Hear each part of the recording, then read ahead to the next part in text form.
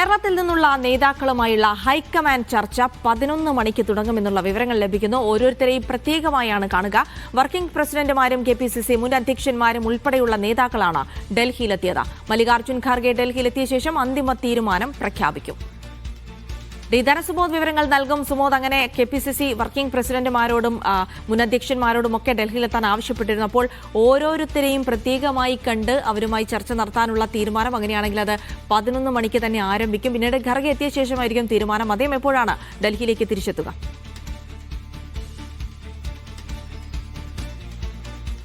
മുഖ്യമന്ത്രിയെ കണ്ടെത്താനുള്ള അവസാനഘട്ട ചർച്ചയാണ് ഇന്ന് നടക്കുന്നത്. കഴിഞ്ഞ ദിവസം നടത്തിയ ചർച്ചയിൽ 3 പേരെയും KC വേണുഗോപാലിനെയും രമേശ് ചെന്നിത്തലയെയും VD സതീശനെയും വിളിച്ചുള്ള ചർച്ചയിൽ ഇനിയൊരു ചർച്ചയില്ല, ഇനി തീരുമാനം മാത്രമാണ് എന്ന് പറഞ്ഞെങ്കിൽ പോലും വീണ്ടും ചർച്ചയിലേക്ക് തന്നെ വരികയാണ്. ഈ ചർച്ചയ്ക്ക് വരാനുള്ള പ്രധാനപ്പെട്ട കാരണം ജനവികാരം കൂടി മാനിക്കാതെ ഒരു തീരുമാനമെടുത്താൽ അത് തിരിച്ചടിയാകുമോ എന്നുള്ള ആശങ്ക പ്രിയങ്ക ഗാന്ധി പ്രകടിപ്പിച്ചതിനെ തുടർന്നാണ് നമ്മളിപ്പോൾ കേരള ഹൗസിലാണ് നിൽക്കുന്നത്. കേരള ഹൗസിലാണ് പ്രധാനപ്പെട്ട നേതാക്കന്മാരെല്ലാം ഇപ്പോൾ വന്ന് താമസിക്കുന്നത്.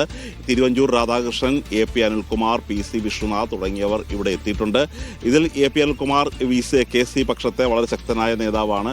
ഇപ്പോൾ ഇവിടെ തങ്ങുന്നവർ കൂടുതൽ പേരും, അതായത് ഇന്ന് ചർച്ചയ്ക്ക് വരുന്നവർ ബഹുഭൂരിപക്ഷം ആളുകളും KC വേണുഗോപാലിനെ പിന്തുണക്കുന്നവരാണ്. അവരാണ് ഇന്ന് രാവിലെ ചർച്ചയ്ക്ക് തുടങ്ങുന്നത്.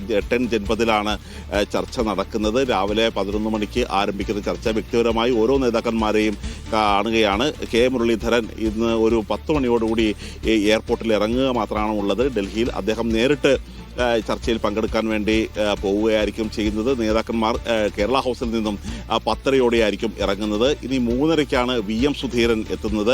അദ്ദേഹത്തിനുള്ള ഒരു കൂടിക്കാഴ്ചക്കുള്ള സമയം 3:30 തന്നെ കൂടിക്കാഴ്ച നടത്താം എന്നുള്ള ധാരണയിലാണ് എത്തിയിരിക്കുന്നത്. പ്രസിഡന്റ് മല്ലികാർജ്ജുന ഖാർഗെ ഇപ്പോൾ കർണാടകയിലാണ്. കർണാടകയിലെ മന്ത്രി D സുധാകർ മരിച്ചതിന് ശേഷം അദ്ദേഹം മരണാനന്തര ചടങ്ങുകൾ പങ്കെടുക്കാൻ വേണ്ടി പോയതാണ്. അദ്ദേഹം എത്തുന്നത് ഇന്ന് വൈകിട്ട് മാത്രമായിരിക്കും. ഈ ചർച്ചയുടെ ഒരു സാരാംശം എന്താണ് എന്നുള്ളൊരു കാര്യം അദ്ദേഹത്തെ ധരിപ്പിക്കും. അതിനുശേഷം ഇന്ന് വൈകിട്ടോ അല്ലെങ്കിൽ നാളെയോ തീരുമാനമുണ്ടാകും എന്ന് തന്നെയാണ് ഹൈക്കമാൻഡ് അറിയിക്കുന്നത്. പരമാവധി വേഗത്തിലാക്കി തീരുമാനം കൊണ്ടുവരാൻ തന്നെയാണ് ഇവർ ആസൂത്രണം ചെയ്തിരിക്കുന്നത്.